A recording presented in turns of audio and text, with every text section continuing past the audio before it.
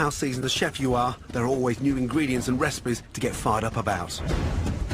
Do not touch it.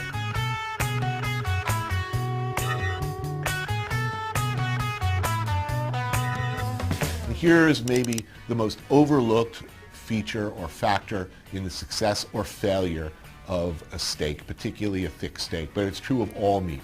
This magical period immediately following its removal from the heat, it should rest on the board, meaning sit there at room temperature for 5 to 7 minutes, at which point stay away from it. Don't touch it. Don't poke it. Don't slice it to look inside. I'm going to find a good hot sizzling either grill or pan, get a good crust and sear on the outside. You want to finish it either in the oven or all the way on the grill.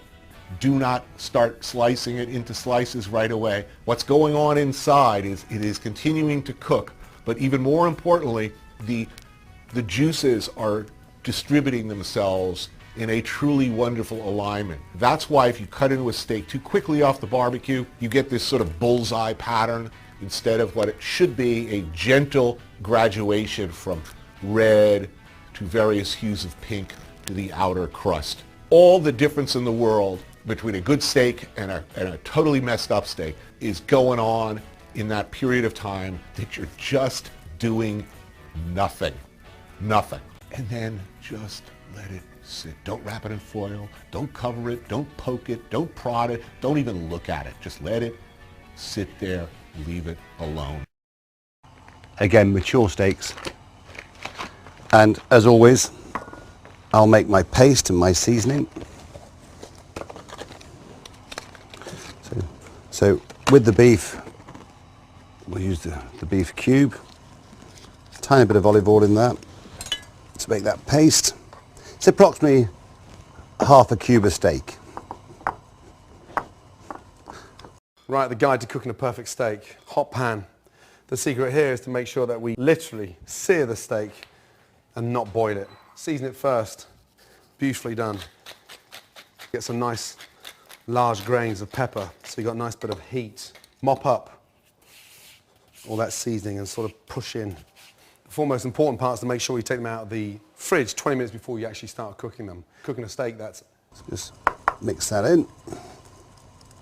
And so what we're going to do is we're going to seal the steaks so they're pink, medium rare.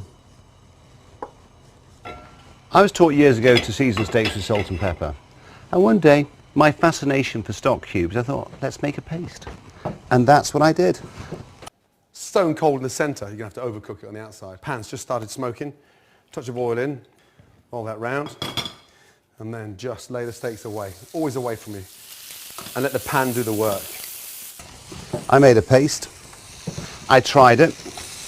I seasoned one steak with salt and pepper, and one steak with the seasoning paste. And the seasoning paste works better every time. That's the kind of noise you want to hear in the pan every time. That nice sear. Again, pair of tongs. So we need a very hot pan to create that caramelization. So what we're going to do is seal the steaks, caramelize them, seal them on the plate.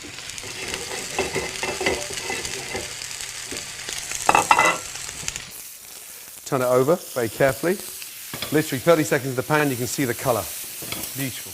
That layer of fat on the back of the sirloin, you want to render that down as well. That's it there. So hit that into the pan. Use the pan to your advantage. Tilt the pan, let all that hot fat, olive oil run down the back, and it starts to sear the steak even better. Back in with the steaks, and there we are. This is more a traditional. You put a little bit of garlic in. Nice little flavour of the steaks. Doesn't need to be peeled. Just lightly crush and then that gives a really nice flavour to the steak.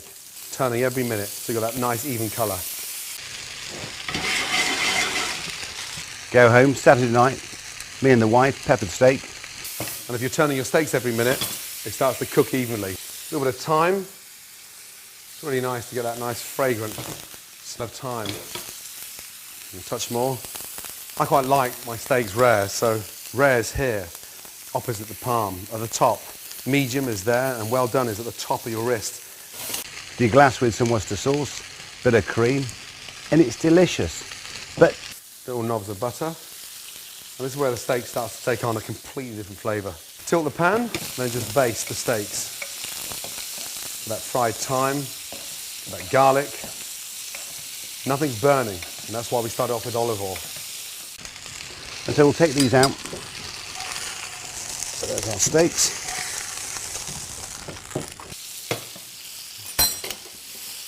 Get the garlic and sort of brush the garlic over.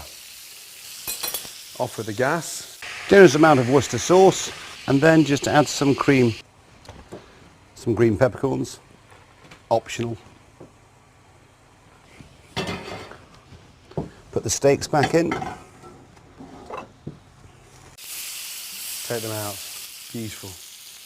Let them rest. And off. And then from there, slice. Rare, going on to medium rare. Delicious. And there's steak au poivre. There we are.